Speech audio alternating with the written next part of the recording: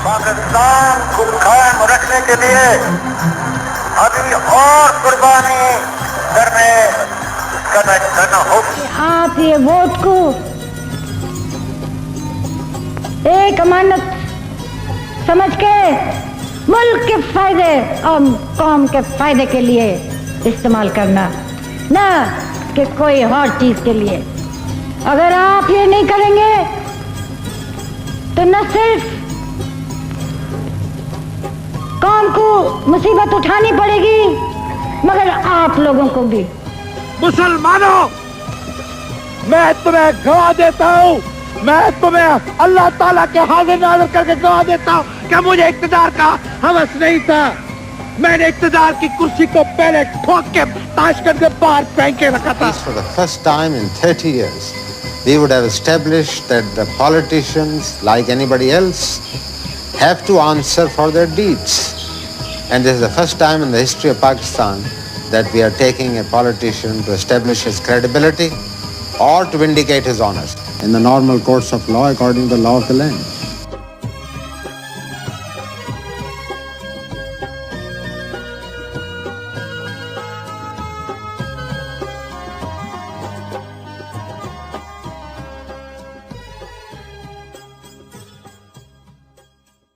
औज़ुबिल्लाहि मिनश्शैतानिर्रजीम, बिस्मिल्लाहिर्रहमानिर्रहीम। लाखों करोड़ों दरूद सलाम नबी आखिरुज़्ज़मां पर। नाज़रीन, इस्लामी जमहूरिया पाकिस्तान 73 बरस का हो गया। कौन सा पाकिस्तान जिसका नाम चौधरी रहमत अली ने सोचा था, मुसव्वरे पाकिस्तान इल्लामा इकबाल ने जिसका ख्वाब देखा था, और कायदे आज़म मोहम्मद अली जिन्ना ने मुख्तलिफ मुसलमान लीडरों के साथ और उम्मत मुस्लिमों के साथ मिलकर मुसव्वरे पाकिस्तान इल्लामा इकबाल के ख्वाब को अमली जामा पहनाया। दुनिया में नाजरीन दो ही रियासतें जो हैं वो नजरिया के तौर पे जो है वो बनाई गई।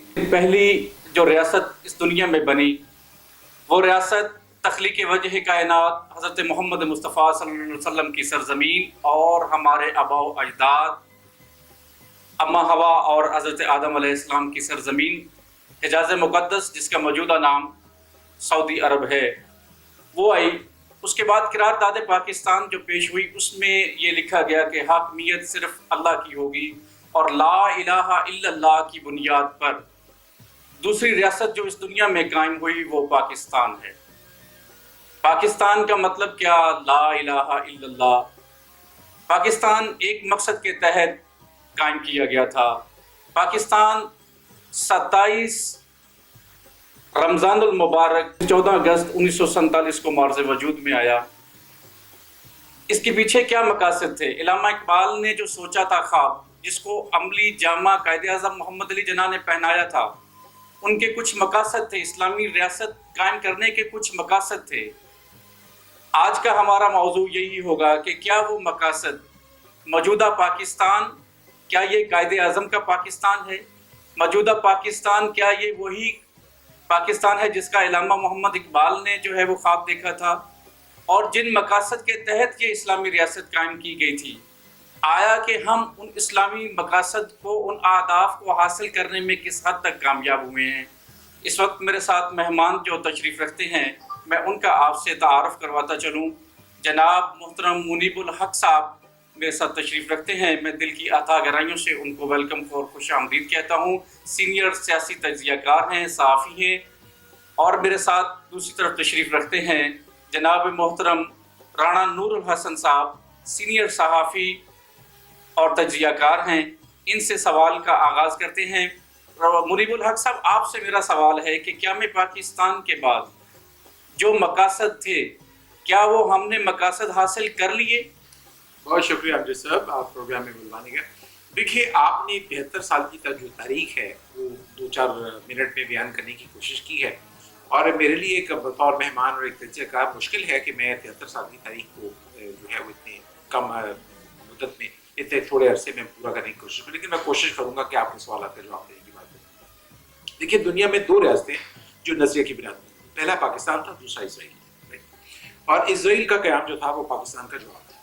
جس وقت پاکستان بنا تو اس وقت پاکستان نے کچھ پرنسپلز طے کیے تھے، اصول طے کیے تھے جن کی بنیاد پر ریاستوں کو چلایا جائے گا۔ وہ جو اصول تھے وہ 11 اگست 1947 کی قائدین کی تقریر تھی، جس میں انہوں نے کہا تھا کہ ہندوؤں کو ان کے مندر میں جانے کی اجازت ہوگی، مسلمانوں کو ان کی مسجدوں میں جانے کی اجازت ہوگی، ہر مسلک کو، ہر مذہب کو اپنے فیتھ، اپنے عقیدے کے مطابق جانے کی اجازت ہوگی۔ میں سمجھتا ہوں ہماری بدقسمتی کا آغاز اسی وقت ہو گیا تھا جب اس سے ہم نے روگردانی شروع کی، اور قائداعظم کی وفات کے بعد، چونکہ آپ کی وفات کے بعد اس لیول کا، اس اسٹیچر کا، اس قد کاٹ کا کوئی لیڈر نہیں تھا، یہ خرابی شروع ہو گئی۔ اچھا، قائداعظم کی وفات کے بعد سیاستدانوں کی جو باہمی آپس میں لڑائیاں تھیں، آپس میں جو ان کی اقتدار کی محلاتی سازشیں تھیں، یہ بھی تیز ہو گئی۔ سب سے پہلے پاکستان بننے کے بعد ہمیں جو کام کرنا چاہیے تھا وہ یہ تھا آئین بنانا۔ دیکھیے ہمارے ہمسائے ملک ہندوستان نے 3 سال میں آئین بنا دیا اور ہم 9 سال تک جو ہے وہ سرانہ بردی کرتے رہے۔ جب تک آپ کا آئین نہیں ہوگا کچھ پتہ نہیں چلے گا مرکز نے کس طرح چلنا، کون سا نظام ہوگا، صوبوں نے کس طرح چلنا ہے۔ پھر انفارچونیٹلی بڑی بدقسمتی کی بات ہے کہ ملک کے دونوں حصوں میں 1000 میل کا فاصلہ تھا۔ مشرقی پاکستان ہم سے 1000 میل دور تھا، بیچ میں ہندوستان کا ایک ہوسٹائل، ایک مخالف ملک جو کہ ہمارے ملک کے وجود کو توڑنے کی طرف تھا۔ بنیادی غلطی یہ ہوئی ہے کہ ہم 9 سال تک اپنے مقاصد کا تعین نہیں کر سکے۔ وہ جو آپ کا سوال ہے نا کہ ہم قرارداد مقاصد، ہم اپنے مقاصد کیوں حاصل نہیں کر سکے، تو بنیادی طور پر ہم اس لیے حاصل نہیں کر سکے کہ ہم نے جمہوریت سے روگردانی شروع کر دی۔ جمہوریت سے روگردانی ہوئی یا بدر پہ ماشاء اللہ لگے اور لوگ جمہوریت ہی بھول گئے۔ مطلب آپ دیکھیے کہ ایوب خان کے دور میں وہ کسائی کی دکانوں پر جالیاں لگی، لوگوں نے کہا یہ تو بہت اچھا نظام، بھائی یہ کام تو ضلعی حکومتوں کا ہے۔ اب آپ دیکھیے کہ اگر ضلعی حکومتوں کے نظام کو، جس کو عام آدمی کی اس کی سیاسی تربیت نہیں تھی، جب اس کو وہ نظام اچھا لگا تو اس کو سلوٹ کرنا تھا۔ بھٹو صاحب نے جمہوریت چلانے کی کوشش کی، وہ جمہوریت کتنی چلی نہیں چلی وہ الگ سوال ہے، لیکن اس دور میں پاکستان میں آپ دیکھیے کہ ایٹمی پروگرام کا آغاز کیا بھٹو صاحب نے۔ اس ایٹمی پروگرام کے نتیجے میں پاکستان ایک علاقائی طاقت بنا۔ اس کے نتیجے میں بھٹو صاحب نے بنیادی فیصلے کیے، ملک میں صنعت کا آغاز کیا انہوں نے، اس کے بعد انہوں نے پاکستان اسٹیل مل لگائی، اسلامی کانفرنس کا اجرا کیا، ہمسایوں کے ساتھ تعلقات اچھے کیے، جبکہ انہوں نے پاکستان کی ایک آزاد خارجہ پالیسی کی بنیاد رکھی۔ مجھ سے کو پوچھے کہ پاکستان میں آزاد خارجہ پالیسی کی بنیاد کس نے رکھی؟ وہ ذوالفقار بھٹو۔ اچھا، اب اس کی انہوں نے قیمت بھی ادا کی۔ اچھا، اب خدا کر کے ملک جو ہے وہ جو پہلی حکومت جس نے اپنی ٹرم پوری کی، سول حکومت ذوالفقار بھٹو کی۔ اب جب دیکھیے کہ جب بھٹو صاحب کو کچھ گھیر کے ان کو سازش کر کے کہا گیا کہ جی آپ، یہ پہلی حکومت جس نے اپنی جمہوری جو مدت پوری کی ذوالفقار علی بھٹو صاحب کی تھی، اس کی ڈیوریشن کا سن جو ہے 20 دسمبر 1971 کو گزر جا رہا ہے۔ اس وقت انفارچونیٹلی بدقسمتی کا یہ آئین نہیں تھا تو ان کو سویلین چیف مارشل ایڈمنسٹریٹر بننا پڑا۔ اچھا، اب اس کے بعد یہ حکومت چلی ہے جی، اور اسی دوران انہوں نے اپنا 73 کا جو آئین ہے، آئین پاکستان ہے، وہ اسی دوران ترتیب دیا اور متفق آئین جس پر تمام اپوزیشن کے دستخط ہیں، اور وہ سارا آئین تشکیل دیا، اور وہ آئین آج تک چل رہا ہے۔ وہ جنرل ضیاء نے اس میں ترمیمیں کر کے اس کا حال بگاڑ دیا، لیکن کہا اس کو 73 کا آئین جانا۔ اب آپ دیکھیے کہ پہلی حکومت نے جب اپنی ٹرم پوری کی تو ٹرم پوری کرنے کے بعد ہونا یہ چاہیے تھا کہ بھٹو صاحب نے بالکل جمہوری انداز میں الیکشن کروائے، دوسری انداز۔ اچھا، اس الیکشنز کے نتیجے میں سمجھتا ہوں کہ الیکشنز کبھی بھی فیئر نہیں ہوئے پاکستان میں، 19-20 ہو جاتی ہے، لیکن اپوزیشن نے بہت شور مچایا جس کے نتیجے میں ملک میں پھر مارشل لا ہے اور ملک پٹی سے چلی۔ اب جمہوری پروسیس جو چل رہا تھا تو اس وقت جو ذوالفقار علی بھٹو کی جمہوری حکومت تھی 1971 میں قائم ہوئی۔ رانا نور صاحب، میرا آپ سے سوال ہے، آپ کو گفتگو میں شامل کرتے ہیں کہ جو جمہوری پروسیس چل رہا تھا 1971 میں، اور اس کے بعد مارشل لا کیسے لگا، کیسے جو ہے وہ معاملات کو جو ہے وہ جمہوریت کو پٹری سے اتار دیا گیا، اور جو پاکستان بنانے کے مقاصد تھے، وہ اصل جو لائن، جو کریڈٹ لائن تھی پاکستان کا اصل مقصد تھا، وہ کیا ہم کہاں تک اس میں ابھی 2020 تک کہاں تک پہنچے ہیں، وہ کس حد تک ہم کامیاب ہوئے؟ مہربانی، سب سے پہلے تو میں ستلج ٹی وی کے حوالے سے آپ کو مبارکباد دوں گا، اور جب ستلج کا نام آتا ہے تو میری بہت ساری یادیں آ جاتی ہیں، جن میں میرے اجداد جب ہجرت کر کے ہندوستان سے پاکستان میں داخل ہوئے تو وہ اسی دریا ستلج کو ہیڈ سلیمانکی کی طرف سے کراس کر کے پاکستان میں داخل ہوئے تھے، اور میری زندگی کا بہت سارا حصہ اسی دریا کے کنارے بھاول نگر شہر ہے وہاں پہ بیتا ہے، تو لہٰذا میری ستلج کے حوالے سے تو بہت ساری یادیں تھیں، میں نے کوئی تھوڑا سا ڈسکس کرنا تھا۔ بہت خوشی کی بات ہے کہ اسی نام سے ایک چینل آیا ہے، اور جس سے میرے بچپن اور لڑکپن का दौर सारा शामिल है। दूसरी बात जो आपने मुझसे की कि जमहूरी हुकूमत चल रही थी तो कैसे पॉलिटिक्स उतर गई, उसके वाले से एक ही बात है कि बात ये है कि मैं नहीं समझता कि ये कोई साजिशें 1958 में शुरू हुई या 57 में शुरू हुई या 55 में शुरू हुई। पता नहीं मुझे क्यों लगता है, जब मैं देखता हूँ, जब मैं हिस्ट्री पढ़ता हूँ, देखता हूँ, पीछे जाता हूँ, तो मुझे ये लगता है कि ये साजिशें क़याम पाकिस्तान से कुछ अरसा पहले ही शुरू हो गई थी। और जिसकी सबसे बड़ी बात ये होती है कि पाकिस्तान बनने के बाद क़याद-ए-आज़म का अपने रुफ़क़ा को ये कहना कि अगर मेरी बीमारी का मेरे दोस्तों और दुश्मनों को पता चल जाता तो पाकिस्तान कभी भी ना बनता। इससे ज़ाहिर ये होता है कि क़याद-ए-आज़म ने अपनी बीमारी को छुपाकर पाकिस्तान के क़याम की मुद्दत को तवील नहीं होने दिया उस वक्त पे, और जितनी कोशिश करके वो ला सकते थे वो लेकर आए। दूसरी बात ये हुई है कि पाकिस्तान जब बन गया और उन्होंने जो, जैसे मुनीब साहब फरमा रहे थे, उन्होंने दिया था इसको एक इस्लामी फलाही रियासत का नाम, इस्लामी फलाही रियासत। इस्लामी फलाही रियासत। लेकिन जब ये पाकिस्तान बन गया और यहाँ जो बहुत सारे हमारे भारत से अकाबरीन आए और यहाँ इन्होंने जब पाकिस्तान में आए तो उन्होंने देखा कि यहाँ पे जो कुछ हो रहा है, मैं आपको एक मिसाल दे देता हूँ। सहर लुधियानवी साहब आए थे, वो इंडिया वापस चले गए। बड़े गुलाम अली साहब आए थे, वो पाकिस्तान वापस चले गए, हिंदुस्तान वापस चले गए। उसके अलावा कुर्रतुल ऐन, जिसका जो बहुत बड़ी नावलिस्ट बनी, जो बहुत बड़ा उनका दुनिया में नाम बना, बहुत बड़ी राइटर अपने वक्त की, वो पाकिस्तान आई। उन्होंने पाकिस्तान में इंफॉर्मेशन डिपार्टमेंट में जॉब की और उन्हें मजबूरन 60 के एरे में वापस जाना पड़ा। राना साहब, ऐसे क्या नासर थे, ऐसी क्या चीज़ थी जो ये सारे लोग जिनका आपने नाम गिनवाया है और जो बहुत बड़े नाम बने, बहुत फ्यूचर में वहाँ जाके यहाँ से आके वापस जाने की उनकी क्या वजह है? मुझे आप अगर इजाज़त देते तो मैं उस तरफ आ रहा था। जी जी। मुझे सबसे बड़ी जो तकलीफ होती है, सवाल तो आपका बेसिकली वही था ना कि पहला स्टार्ट में जो किया था कि हमने तरीके पाकिस्तान के मकासद हासिल किए कि नहीं किए। मकासद हासिल जो बानी पाकिस्तान थे वो अपने पाकिस्तान के मकासद हासिल नहीं कर सके। हमने तो 25 साल में वो पाकिस्तान ही खो दिया जो क़ायद-ए-आज़म नामे देकर गए थे। जब बानी पाकिस्तान का पाकिस्तान हम खो चुके हैं तो मकासद कहाँ के रह गए। दूसरी बात, मुझे सबसे बड़ी जो बात, जैसे मुनीब साहब फरमा रहे थे कि शेख मुजीबुर रहमान का जब इक़्तिदार आता है, और जब हम कभी देखें ना तो तारीख में ये नहीं आता। बड़ा अच्छा जुमला बोल दिया मुनीब साहब ने कि उन्हें इक़्तिदार दिया नहीं गया और कहा गया कि वो हमारी बात नहीं मानते। बिटवीन द लाइन उन्होंने माशाल्लाह बड़ी अच्छी जुमला की कहा। फिर जब आपने बात की ना कि जमहूरियत चल रही थी, देखें 71 का सानिया होता है, जनरल जहिया इक़्तिदार हवाले करते हैं मगरबी पाकिस्तान के उस वक्त के जो इस इलाके में मुंतखब हो चुके थे अक्सरियत थी जिनके पास, जुल्फ़िकार अली भुट्टो साहब, उनको वो इक़्तिदार देते हैं। साथ चूँकि आइन मौजूद नहीं था, वो ठीक है हो गया, चीफ मार्शल एडमिनिस्ट्रेटर भी साथ हो गए। उन्होंने पाकिस्तान को 1973 का आइन दिया, आइन बना के मुतफ़िका आइन, जिसमें तमाम सियासी क़ुव्वतों को, तमाम सूबों को, तमाम उलमा इकराम को, तमाम पाकिस्तान के जो जिसे कह लें कि आप जरगा के नुमाइंदे हैं, उनको भी शामिल करके इक़्तिदार आइन मुतफ़िका बना लिया। और शुक्र यह है कि आज तक वही आइन कायम है। लेकिन उसमें नो डाउट यानी कि देखिए कि 73 का आइन पास हो रहा है, 73 में वो वज़ीर-ए-आज़म बन रहे हैं उसके आइन के तहत, और 1977 में मार्शल लगा।